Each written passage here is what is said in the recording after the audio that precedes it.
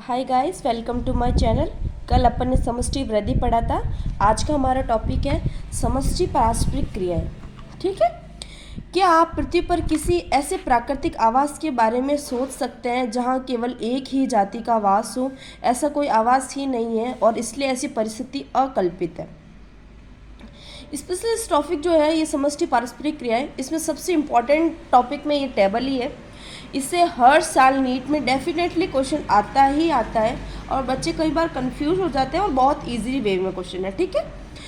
तो ये ऊपर वाली लाइन ये बोल रही है हमें कि समष्टि एक इंसान से नहीं बनती, एक पर्टिकुलर सिंगल इंसान से नहीं बनती, उसके लिए कम्युनिटी ग्रुप में पीपल्स की ज़रूरत होती है।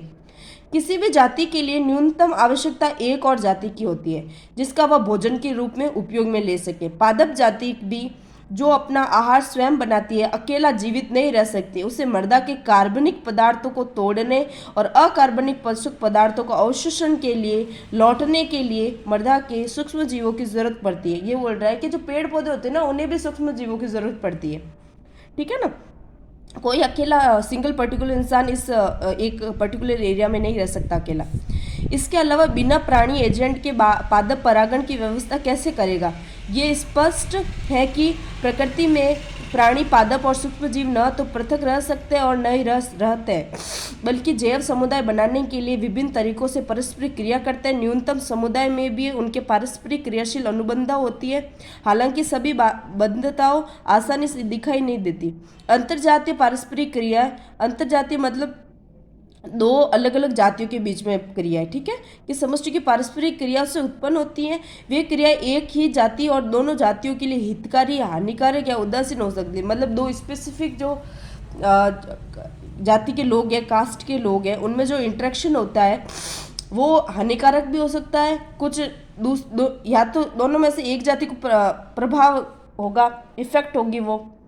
ठीक है। या दोनों जाति अच्छे से वर्क करेगी या दोनों को कोई इफेक्ट नहीं होगा। ठीक है। आइए अंतरजातीय पारस्परिक क्रियाओं के लिए सभी संभावित परिमाणों पर विचार करें।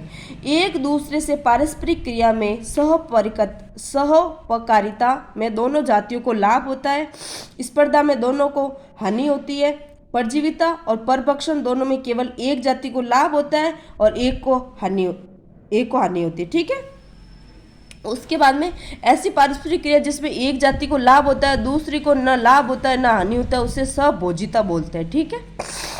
दूसरी ओर अंतरजातीय परजीविता में एक जाति को हानि होती है जबकि दूसरी जाति को अप्रभावित रहती है। ये बोल रहा है स्पेशली जो ऊपर ये टेबल दी गई है, मैं आपको ये टेबल बता दी हूँ 13.1 समष्टि की पारस्परिक क्रिया। इसमें सबसे पहले ये बोल रहा है कि जो अपन देखते हैं जो सहकारिता और स्पर्धा में क्या डिफरेंट है, कंपटीशन है। स्पर्धा मतलब कंपटीशन और सहकारिता मतलब म्यूचुअलिज्म इंग्लिश में बोलते हैं इसे। इसमें क्या होता है कि दोनों जातियों को लाभ होता है। ठीक है।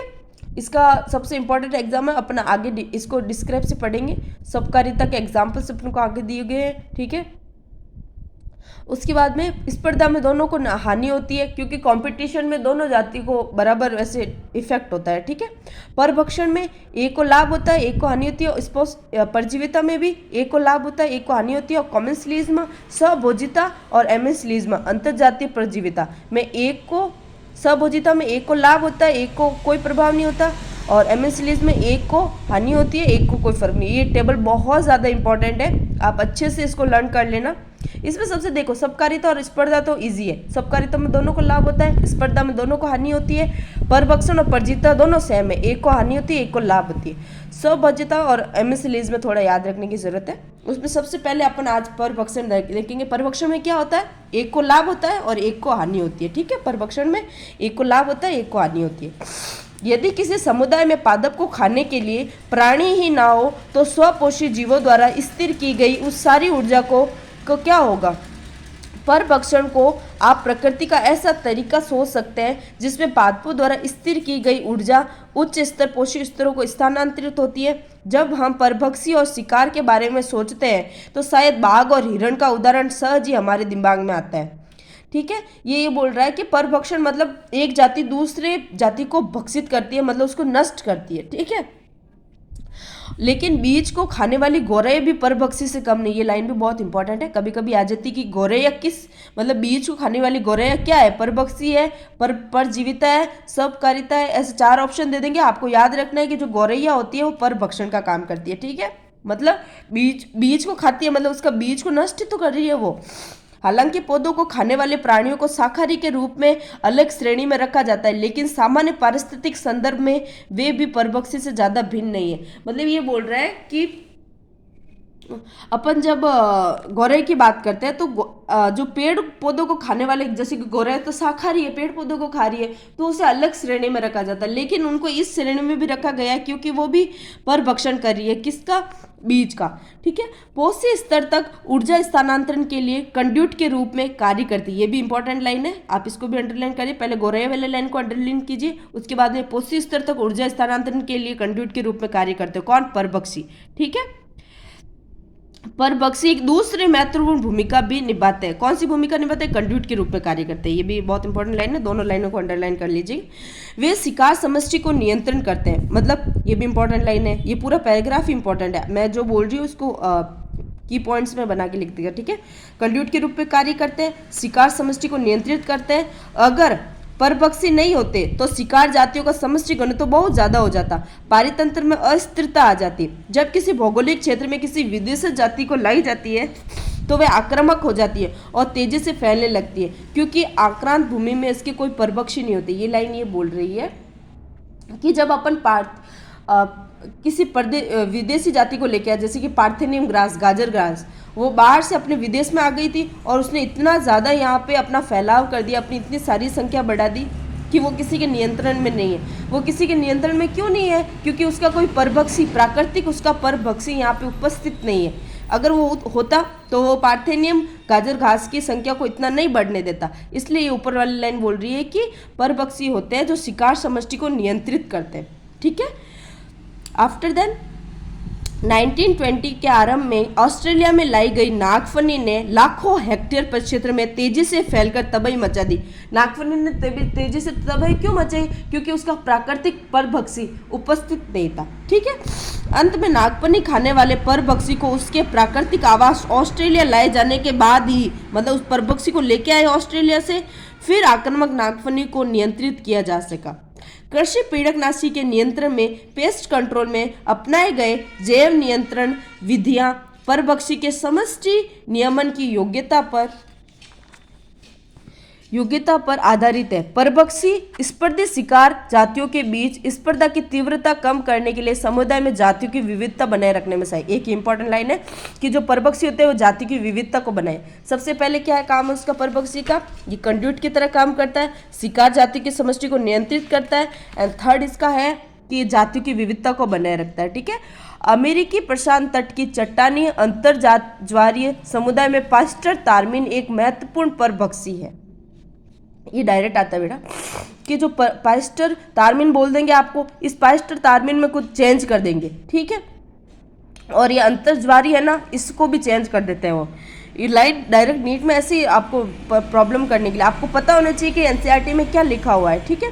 प्रयोगशाला के बाद दिए गए प्रयोग में एक बंद अंतर्ज्वारी क्षेत्र से सभी तारमीन हटा दिए गए। अंतर्ज्वारी स्पर्धा के कारण एक साल में अकशेरुकी की 10 से जातियां विलुप्त हो गई। आपको डायरेक्ट लाइन, पूरा पैराग्राफ इंपॉर्टेंट है, आपको डायरेक्ट ऐसे बोल देंगे अकशेरुकी की 10 से जातियां क्यों विलुप्त हो गई, फिर आपको ऑप्शन में लिखा होगा पास्टर तारमीन के कारण, ठीक है। तो आपको ये ध्यान रखना है। अगर परभक्षी ज़्यादा ही दक्ष है तो अपने शिकार का अतिदोहन करता है तो हो सकता है शिकार विलुप्त हो जाए। इसके बाद खाने के अभाव में परभक्षी भी विलुप्त हो जाते हैं। यही कारण है कि प्रकृति में परभक्षी विवेकी है। ये भी इंपॉर्टेंट लाइन है, प्रकृति में परभक्षी विवेकी है। सबसे पहले तो कंड्यूट वाला, उसके बाद में शिकार को नियंत्रित करते हैं, जातियों की विविधता को बनाए रखते हैं, उसके बाद में परभक्षी विवेकी होते हैं। ये भी लाइन इंपॉर्टेंट है, ठीक है। परभक्षण के प्रभाव को कम करने के लिए शिकार जातियों ने विभिन्न रक्षा विधियां विकसित की है। कीटों और मेंढकों ने कुछ जातियां परभक्षी द्वारा आसानी से पाई जाने के बचने के लिए गुप्त रूप, मतलब अपना ना परभक्षी से बचने के लिए अपने आप में कुछ चेंजेस करते हैं ना। जैसे कीटों और मेंढकों में है ना छद्म आवरण होता है, मतलब रंग चेंज करने की, मतलब वो जिस पत्ती पे बैठते हैं ना उस आकार के, जैसे ग्रीन कलर के ज़्यादा कीट होते हैं ताकि वो परभक्षी को दिखे नहीं, तो इसलिए होते हैं ताकि वो बचाव कर सके। कुछ शिकार जातियाँ विषैली होती है और उसके परभक्षी उन्हें नहीं खाते। मोनार्क तितली के शरीर में विशेष रसायन होने के कारण ये अपने परभक्षी के लिए बहुत ही अरुचिकर यानी स्वाद में खराब ये दिलचस्प होती है। तितली इस रसायन को अपनी इल्ली कैटरपिलर अवस्था में विषैले खरपतवार खाकर प्राप्त करती है। ये भी बहुत इंपॉर्टेंट लाइन है, डायरेक्ट वो आती है नीट में। मोनार्क तितली अपनी विषैलेपन को कैसे प्राप्त करती है? कैटरपिलर अवस्था में प्राप्त करती है। ठीक है, पौधों के लिए शाकाहारी प्राणी परभक्षी हैं।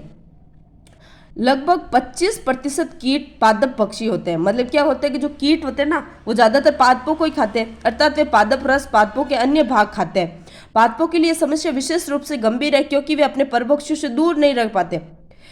जैसे कि अपन ह्यूमन बींग है, अपन एक जगह से दूसरी जगह भाग सकते हैं, पेड़ पौधे कैसे भागेंगे? वो तो एक जगह पे स्थिर रहते हैं।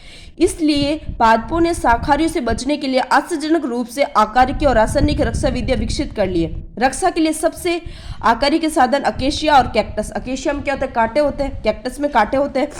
बहुत से पादप ऐसे रसायन उत्पन्न और भंडारित करते हैं जो खाए वाले शाकाहारी को बीमार कर और दिन पाचन का संदमन, उनके जनन अंग को भंग और मार सकते हैं। ये लाइन भी इंपॉर्टेंट है, नीट में डायरेक्ट आती है। आपको ये बोलते हैं कि क्या क्या करते हैं, मतलब जो पेड़ पौधे उसके विषैले पदार्थों से क्या क्या हानि होती है। तो डायरेक्ट आपको ऑप्शन में लिखे होंगे कि सही गलत को पहचानिए, तो आपका ऑप्शन में लिखा होगा पाचन का संदमन, जनन को भंग करना, मार देना, ये लिखे हुए होंगे। ठीक है, उसके बाद में आपने परित्यक्त खेतों में उग रही कैलोट्रोपिस खरपतवार, मतलब आक का पेड़ होता है ना, आकड़ा जिससे दूध आता है, अपन ने देखते हैं अपने नॉर्मल आसपास एरिया में, अवश्य देखी होगी। ये पौधा अत्यधिक विषैला हृदय ग्लाइकोसाइड उत्पन्न करता है। ये भी बहुत इंपॉर्टेंट लाइन है। ग्लाइकोट्रोपिस खरपतवार क्या उत्पन्न करता है? ग्लाइकोसाइड रोग उत्पन्न करता है। ठीक है, और इस कारण आपने देखा होगा किसी भी पशु या बकरी को इस खाते हुए चढ़ते नहीं, आंकड़े को कोई नहीं खाता, क्योंकि अगर उसके खाएगा वो तो उसको हृदय ग्लाइकोसाइड रोग हो जाएगा।